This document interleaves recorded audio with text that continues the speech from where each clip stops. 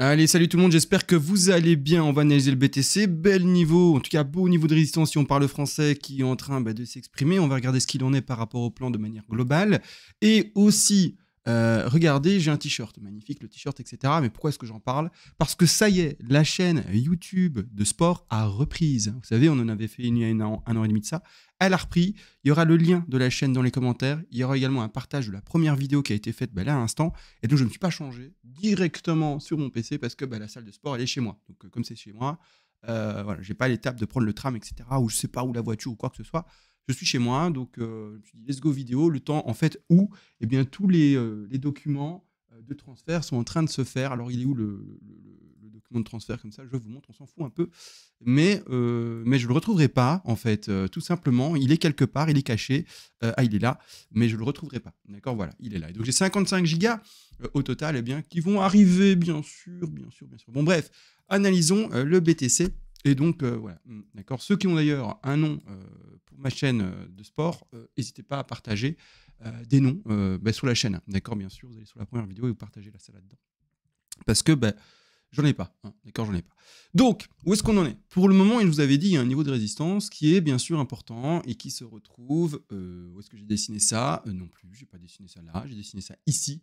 Un niveau de résistance qui pour moi est important et que carrément j'ai même osé en fait finalement comparer à tout ceci. D'accord, donc c'est-à-dire au niveau de résistance entre guillemets oblique que l'on peut lire. Ici, j'ai mon rideau qui fait des bêtises que l'on peut lire ici. D'accord, donc voilà. Donc ce que je voulais surtout exprimer en faisant ça, c'est de vous dire voilà, à chaque fois, on va chercher le niveau de résistance, mais c'est pas pour autant que parce qu'on va chercher le niveau de résistance qu'on le pète à la hausse. On peut très bien à chaque fois toucher, rebaisser, toucher, rebaisser, toucher, rebaisser. C'est la même chose ici. On a un niveau de résistance, donc il ne faut pas en fait être trop rapidement boule, il ne faut pas trop rapidement crier à la victoire, ça y est, let's go, machin. Il faut juste être patient, attendre les statistiques, et les statistiques, encore une fois et toujours, je les répète, vous les connaissez, hein. Les statistiques, c'est juste qu'on a 3 chances sur 4, 73% des cas, donc des chances finalement, de retrouver le cours qui va tomber là-dedans. Hein, donc c'est-à-dire, je rappelle le prix, 56 000 $, et un peu plus bas ici, je suis bien là ou pas? Je vais revérifier si j'ai bien placé mon... Parce que parfois, je manipule le graphe, et je peux faire des erreurs de manipulation, super. Et donc, le prix, c'est 56 000 $, et un peu plus bas ici, ce sont les 54 410. Et c'est con, mais si on s'appuie que sur le trading, et en fait, que sur les statistiques pour le trading, et pas sur l'émotionnel, mais il y a, entre guillemets, aucune raison de s'enflammer et de commencer à passer à l'achat comme un malade. On peut bien sûr multiplier, je vous l'ai déjà dit, les paliers plus précoces, etc. Si vous voulez acheter sur les 38,2 parce que vous y croyez plus, qu'on écrase la bande en bas, parce que vous avez d'autres indicateurs également qui vous aident à lire le graphe, à l'interpréter, il n'y a pas de problème. Mais il faut savoir que si on s'appuie que uniquement sur les Wave, les deux plus gros paliers qui vont être engagés, c'est le palier des 50% de Fibonacci et le palier des 61,8% de Fibonacci dans le cas d'un retracement de vague 2. D'accord? Donc ça, voilà, il ne faut pas s'empresser, il ne faut pas trop vite crier mince, on n'a pas eu le trade si on attendait que là-bas en bas. On a tout le temps, on n'est pas pressé, d'accord? Et donc maintenant, on attend juste la confirmation ou bien sûr l'invalidation de cette entrée en trade. Donc là maintenant, rebelote, on va refaire le même travail qu'on avait commencé ici en supposant et en espérant que la B avait été trouvée ici. Mais non, en fait, on nous fait probablement une WXYXZ pour trouver le top de B, retrouver le niveau de résistance horizontale parfait, vraiment, on est vraiment à quelques pixels près. On le dépasse légèrement, mais c'est pas trop grave. Pour moi, je veux encore l'accepter. Et ensuite, maintenant, si on fait bel et bien une C, comme ici, il nous faudra 5 vagues. Alors du coup, assez facile, où est-ce qu'on peut se retrouver? On peut se retrouver sur la racine, je vais mettre ici l'aimant, on peut se retrouver sur la racine ici, le bas de la une là, le rebond de maintenant ou un peu plus tard, à voir comment ça consolide, etc. Mais bon, on va déjà le déposer un peu à côté ici pour montrer que, voilà, on le suppose en tout cas dans cette zone-ci. Et puis après, aller retrouver la 3, la 4 et la 5. D'accord? Donc là, pour le moment, tout est très très propre. Il n'y a pas de plante cassée ou pas cassée. Pour le moment, tout est très très propre en l'occurrence. Et donc là, c'est juste une question maintenant de patience. Donc, dans les jours à venir, on espère voir surtout du rouge. D'accord? Alors, même si on est boule, on attend du rouge. D'accord? On attend juste des zones d'achat qui vont nous proposer un ratio, donc un risque-reward plus intéressant, parce que c'est ça l'objectif, c'est de faire les trades à chaque fois les plus intéressants possibles, d'accord? Pour aller chercher les zones de take profit partiel, etc., qui se retrouvent plus haut. D'accord? Et vous voyez, elles sont placées là. D'accord? Point d'entrée, stop loss et premier TP, je le rappelle, aux alentours des 75 000 $. Et donc, si on attend, et qu'on attend bel et bien cette zone-là en rentrant à 50 pour donner un exemple de trade, tout simplement, encore une fois, là, je suis pour la pédagogie et non pas, vous le savez, le copy trading, d'accord? Et donc ici, je vais poser mon stop loss et donc mon exposition là. On est à combien là? On est à 10,90 d'exposition du stop loss et on va regarder simplement le ratio si on devait l'atteindre au moins ce premier objectif et qui lui se retrouve à 75 000 comme j'ai dit et on aura déjà un ratio de 3,4, de 3,3, d'accord? Si par contre, vous ne voulez pas attendre, vous dites non, moi je vous montrer dossier, point barre, stop, même position, CMA, il n'y a pas de problème, mais je vous remontrerai dossier et donc je me mets au prix où on est maintenant et on est plus ou moins là, hein, je vois ici dans ces machins-là. Et là, tu n'auras entre guillemets plus qu'un ratio de 1,35 pour le premier TP. Ça peut être pris, mais ce n'est pas le meilleur des ratios, d'accord? Clairement, si on attend et qu'on est patient, le meilleur des ratios, il est carrément à 3,34, d'accord? C'est vraiment ça, d'accord? Maintenant, si tu veux monter encore ton stop un peu plus haut en disant je vais être un peu plus agressif sur mon risque, et donc du coup avoir un reward peut-être plus important, tu montes ton stop un peu légèrement par exemple, et tu auras du coup un ratio de 4,17. Et tu peux être encore plus agressif, jusqu'à un moment où en fait tu seras tellement agressif que ton stop, il a quasiment 9 chances sur 10 d'être touché, avec la moindre pourcentage baissé, tu vois. Mais ça, c'est à toi de voir, donc bien sûr. Hein. Ça, c'est par rapport au risque reward, encore et toujours.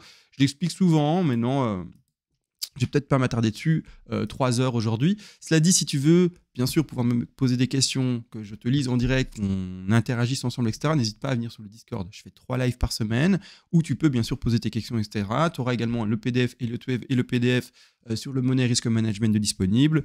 Et tu auras bien sûr toute la communauté du Discord pour échanger sur un forum, tes plans, etc. On corrige également les plans. Bref, on commence à avoir des gens qui s'y connaissent assez fortement d'ailleurs en Hello2Ev. Si même, en fait, je vais même le dire, il y a deux, trois petits gars là que je vois qui ont le même niveau que moi, d'accord? Si pas meilleur même parfois. Hein. Clairement, hein, on n'est pas non plus l'élite à chaque fois. Donc, il faut savoir que voilà, clairement, vous avez les moyens et la possibilité de devenir excellent. Bien entendu, et je dis pas que je suis excellent, je dis juste que je pense être bon, mais sur le Discord, clairement, il y en a 2-3 là qui sont vraiment très bons. Ils se reconnaîtront, d'accord? Ils se reconnaîtront. Il y en a un qui s'appelle un peu comme une lune. Je fais exprès de parler un comme ça pour voilà, mais lui c'est plutôt en anglais. Et il y en a un aussi, ça commence par du et puis ça finit par cro. Hein, il est aussi très bon. Et il y en a d'autres, bien sûr, mais je vais pas nommer tout le monde, hein, bien sûr, mais il y en a 2-3 qui, franchement, ça passe bien propre. Du coup, là on est bon. Globalement, je rappelle quand même qu'on est bull, d'accord? On s'attend à avoir un marché qui monte. On ne lit pas l'avenir et donc bien sûr, je rappelle aussi que si le BTC il veut descendre et faire tout ce qu'on n'a pas dit, il peut le faire, d'accord? Nous, on est ici dans un placement finalement de plan de trading, ce qui n'a rien à voir avec j'ai une boule de cristal, je lis l'avenir et je suis trop un génie, d'accord? Non, ici c'est risk management, c'est money management, donc du coup c'est le travail de ce risque-là qui sur le long terme bien soutenu, avec des trades, avec chaque fois des bons ratios et des choses comme ça, du coup font que normalement on s'y retrouve gagnant, d'accord? C'est ça en fait, hein, l'important. Les Hello2Ev ne sont finalement qu'un indicateur comme tous les indicateurs que vous pouvez utiliser, bien sûr. On n'est pas ici en mode gourou, tu verras, on se trompe jamais, on est trop des puissants, c'est pas vrai, d'accord? Donc ici, dans le plan global, pour aller chercher, je rappelle, ces objectifs du coup qui vont servir de take profit partiel, et bien tout simplement, on les a placés grâce et selon ce décompte qui est ici en rose, si c'est du rose, je ne sais pas comment est-ce que vous allez le trouver, mais pour moi c'est un semblant de rose, et du coup je vais mettre en quoi? En weekly pour avoir plus de facilité à déposer mes figures, enfin en tout cas mes extensions. Et là, moi, bien tout simplement, je pars sur l'objectif minimum qui est 61,8% Fibonacci, 100, 123 et 161,8. Et pourquoi on place bien également les 61,8? Parce que l'A3 ne touche pas, regardez bien, les 161,8. On est légèrement en dessous. Si c'est une 3, du coup, on va partir sur une extension minimum, d'accord, qui va aller chercher les 61,8 et on est bel et bien placé là. Donc 61,8, 100, 123, j'ai un bug là. 61,8, 100, 161,8 et 261,8, excusez-moi, les 123 ne sont pas à prendre en compte dans les objectifs, sauf si erreur de ma part, mais encore une fois, le PDF est là pour ça. J'irai peut-être le relire parce que clairement, on peut tous avoir bien sûr des petits trous de mémoire, mais je pense bien que ça soit 100, 161,8 et 261,8. Donc, les objectifs quand même sont, pour ce bull run, possiblement 75 000, 800 légèrement pessimiste, hein, on va le dire comme hausse tout de même, assez pessimiste. On ose espérer que ça sera plus puissant comme bull run. Le deuxième objectif qui commence à être sympa, mais c'est pas non plus fifou, je trouve, hein, mais c'est un 98 000, allez, on va arrondir à 100 000. Le troisième objectif, beaucoup plus sympa, lui au contraire, on va retrouver un 150 000 $, parce que je parle en dollars bien sûr, et carrément le troisième objectif, mais là il est carrément, il est vraiment magnifique, c'est un objectif des 300 000. Bien sûr, on n'est pas obligé d'y aller. C'est pour ça qu'on met des objectifs de vente et donc on vend palier par palier, d'accord, bien sûr. Là ici, je parle d'ailleurs de trading.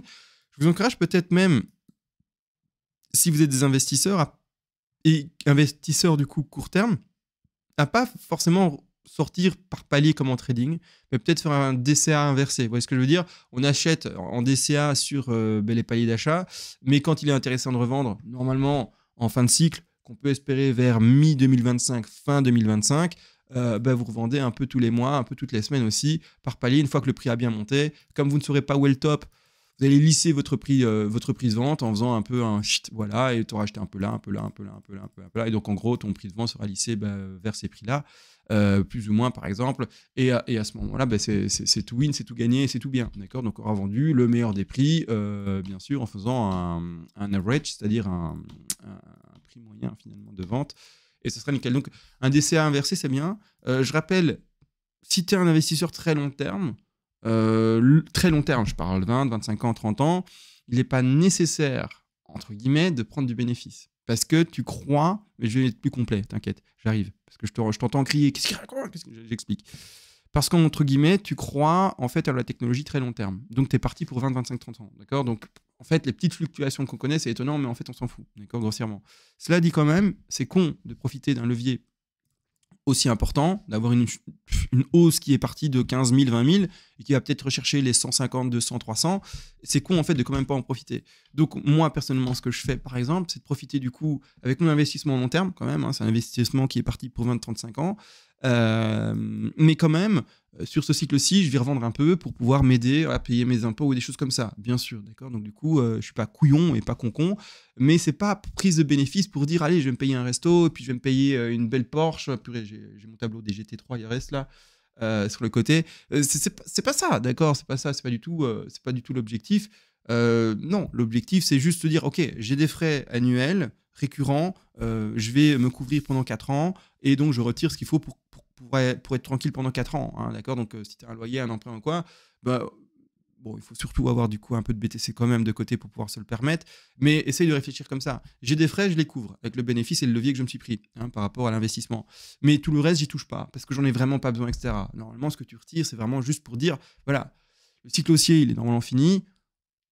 On va quand même en profiter pour un peu s'aider. Je continue à travailler, etc. Quand je dis je parle de toi, hein, là, guillemets, c'est tes phrases. Je continue à travailler et donc, du coup, grâce à l'aide de la revente en DCA ici sur le top et le fait d'avoir payé mes impôts, ci et ça, avec cette aide-là, finalement, et ce levier super important qu'on a eu vis-à-vis de la hausse, du coup, mon salaire, il est très important finalement. Et je pourrais acheter le bas finalement, du coup, du futur bear market, vu que du coup, mon salaire n'est pas du tout parti dans mes frais. Hein, d'accord, le loyer il est payé par le BTC, les impôts sont payés par le BTC, tout est payé par le BTC. D'accord, alors là, je parle bien sûr de gens qui ont un peu plus de BTC que 0,1. Je sais pas moi, hein, d'accord, je parle de ceux qui ont quelques BTC sur leur portefeuille, mais on est nombreux en vrai. Hein. Ne pensez pas qu'il y a personne. Hein. Vraiment, hein, vraiment, vous êtes tardif en fait à arriver dans le marché, mais vous n'êtes pas aussi tardif que celui qui arrivera dans 10 ans, c'est sûr. Mais dites-vous qu'il y a déjà plein de gens qui fonctionnent avec ce système-là. C'est-à-dire, ils savent que c'est cyclique. Et en tout cas, on ose espérer savoir, hein, ça peut toujours changer. Et de se mettre de cette manière-là, ils optimisent quand même un minimum le levier qu'ils ont pris grâce, par rapport au dollar ou à l'euro, grâce finalement au BTC. D'accord. Donc essayez d'être malin, mais n'essayez pas de sortir forcément complètement, parce que celui qui est trop agressif, pas de souci, hein, mais tu peux dire je vends tous mes BTC là-bas, quelque part. Mais le truc, c'est que si jamais il y a cette fameuse God Candle, comme on l'appelle, c'est la bougie verte des dieux, des cieux, etc. Et en fait, on va à $1 million. Tu auras vendu ici, par exemple, dans les alentours des 300 000 $, parce que tu es assez agressif, tu te dis c'est bon, on est bien, je prends tous mes bénéfices, et quand c'est le futur crash, je rachèterai à 70 000, 50 000 $ pour le futur crash, par exemple. C'est le scénario que tu t'es fait. Mais imaginons que c'est comme les Anglais, enfin en tout cas les chaînes anglophones qui en parlent, et qu'en fait le Bitcoin, il va là-bas à 1 million. Et puis que le futur crash, et tu as vendu là du coup, il redescend de nouveau, mais à 200 000 max, minimum, et puis qu'il reprend. Mais il revient jamais à ton point d'entrée. Et donc du coup, en fait, tu l'as regretté. Donc ne sors jamais complètement de ta position si tu es sur un investissement très long terme et que tu crois en la technologie proposée par les cryptos, par du coup ici en l'occurrence la blockchain BTC. Tu vois ce que je veux dire? Donc il est bon de prendre un peu de bénéfice, mais il est mauvais d'en prendre trop, d'accord? Donc il faut un juste milieu comme pour tout et essayer de jauger ça et bien sûr de ne jamais en fait regretter la décision que tu auras prise dans le scénario que tu n'aimerais pas se voir se réaliser, d'accord? Donc si tu te dis Ben bordel, c'est vrai, si je vends à 300 000 dans ces alentours de prix, 250, 300, 150, en tout cas là-bas, et que le BTC va à 1,5 million, je vais m'en mordre les doigts. On ne sait pas, d'accord? Personne ne sait. Et si jamais ça devait arriver, je m'en mords les doigts. Donc si la réponse est je m'en mords les doigts, alors tu fais pas ça, d'accord? Par contre, si tu te dis, ben, j'ai vendu 50% là, si ça crache, c'est pas grave, j'ai quand même pris 50, et donc je rachèterai avec 50% en bas. Ou si ça pump, ben, c'est pas grave, j'ai vendu que 50 et j'ai encore 50 dans le pump. Tu vois ce que je veux dire? Et donc si tu te dis, ben, je m'en mords pas les doigts et tu réponds à tes phrases et tes réflexions, ça va, ben alors c'est ok, c'est que tu as la bonne strat et que tu es en corrélation avec ce que tu peux supporter et ben, finalement ta philosophie entre guillemets d'investissement, si on peut parler avec ces termes-là. Donc c'est ça qui est important par rapport à l'investissement, c'est savoir prendre du bénéfice, mais pas trop. Sois pas trop gourmand, d'accord? Fais attention. Hein. N'espère pas revendre tout là et puis racheter le bottom après. Encore une fois, le bottom où il sera, tu sais pas. Tu vas attendre trop bas et puis ça va rebondir et puis tu seras pas au courant, mais on sera déjà parti de nouveau dans un bull run que tu n'as rien vu. Enfin bref, n'essaye pas de jouer avec le feu, d'accord? Joue un peu avec le feu, avec les petites brindilles là, avec les petites brindilles dans le feu, mais n'y va pas avec un gros bâton et un souffle, d'accord? Tu vas embraser le truc et en fait tu vas te cramer, d'accord? Donc fais attention. Bien sûr, à cela. Bon, bah, petite vidéo, petite analyse rapide, il n'y avait pas grand-chose à dire parce que bah, pas grand-chose finalement comme mouvement. Donc, pas cassure de résistance. Donc, on tient bon pour la correction. Il ne faut pas croire qu'elle est finie. Et voilà, petite pédagogie par rapport à l'investissement qui est intéressant, je trouve. Allez, des bisous, allez voir ma chaîne secondaire. C'est parti, elle est lancée. Si vous regardez là à l'instant en direct la vidéo dès qu'elle est sortie, non, je ne l'ai pas encore mise en ligne. La vidéo est même encore en train de se faire upload. C'est bon ou pas là? Voilà, on est à 78% sur les 55 gigas qui étaient prévus.